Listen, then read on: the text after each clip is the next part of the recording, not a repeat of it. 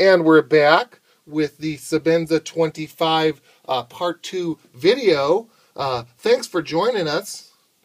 Just kidding. So, let's see, where was I? Oh, yeah, I was talking about the finger grooves. Not a problem at all. Like I said, I'm not a fan of finger grooves, typically, all right? Like knives like the paramilitary, didn't work for me. I've gone through a couple of fixed blade knives that had finger grooves on them. Did not like them. I do like them on this the SMG. I think it works really, really well on their SMG. And over here on the Sebenza 25, absolutely comfortable. Works really well. No problem at all. I feel like, part of me prefers the look, just the simpler look of the 21 over the finger grooves on the Sebenza 25. But, I mean, it without a doubt is growing on me. So I'll just kind of leave that there. S35VN.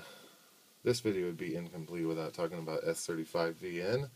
And, S35VN is definitely my favorite steel.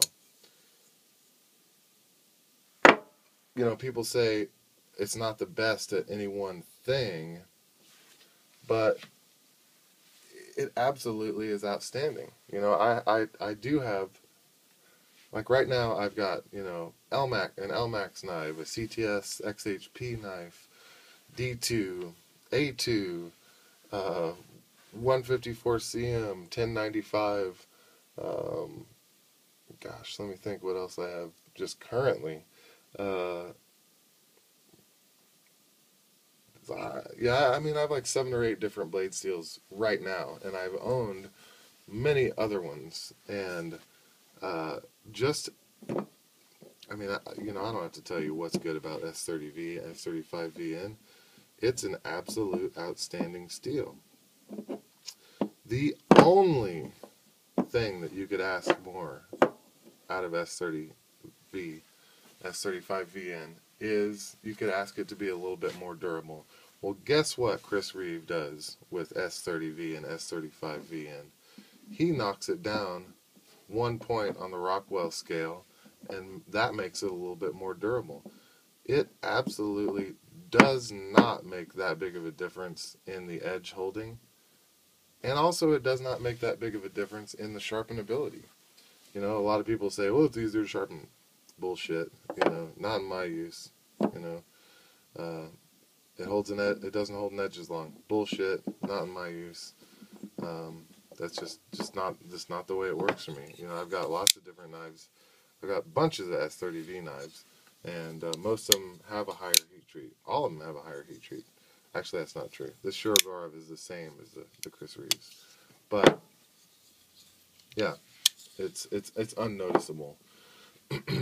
But I'll just stop right there. S30V, S35VN, my favorite steels. But I'm a simple guy. I am, bullets.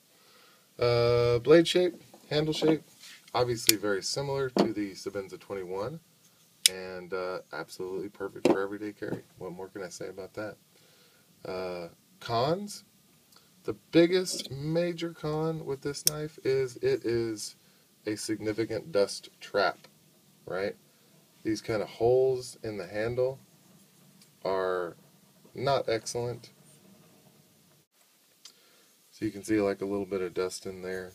And I am really definitely a non-believer in the holes that Chris Reeve's been doing in the washers in the pivot.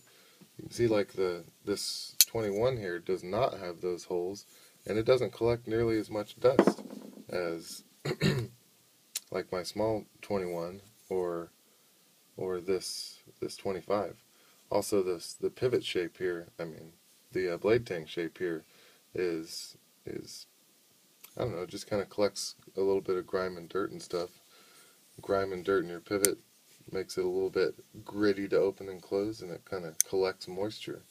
And both those things are not excellent. This knife is much more difficult to take down and clean than past Sebenzas. It's not a huge deal. I don't really take apart knives very often. I don't find that that's necessary. I just wash them with soap and hot water, rinse them with soap and hot water, and lubricate them. But for those of you guys that do like to take down your knives, this knife is much more like just a standard issue knife than it is like a Sebenza in that aspect. So not bad, but just kind of missing a little bit of something, you know. I feel like the reason that that's going on is because of this maximum surface washer that Chris Reeves decided to integrate into the Sebenza 25, which is absolutely excellent. You know, when you have more surface area here in the pivot, you just have an overall stouter knife. So again, you know, kind of take with the give. So I can't really necessarily knock it for that. But no rotating stop pin, and that's kind of interesting. You know, on past Sebenzas, if you kind of knocked a flat spot away on the stop pin here, you could just rotate it a little bit, get a fresh piece of steel, and kind of freshen up your lock a little bit. My guess is it's not necessary because of the ceramic ball lock interface. So I would imagine that that's not necessarily a con, but it is what it is. I would say less attractive than past Sebenzas, but this design definitely grows on you. You know, I would say the loss of the bushing is a con, but there are other aspects of the knife that definitely make up for it. You know, there is no perfect knife out there, guys. I can't necessarily say that this knife is better than this knife, but it certainly is different, and it certainly is a welcome change, in my opinion. You know, as a matter of fact, I would say that just for my use and observations would dictate that this is the best Sebenza made to date. A couple other just little things, nitty gritty things.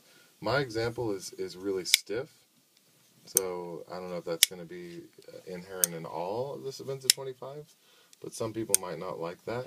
I personally do. It feels very solid. Again, confidence inspiring.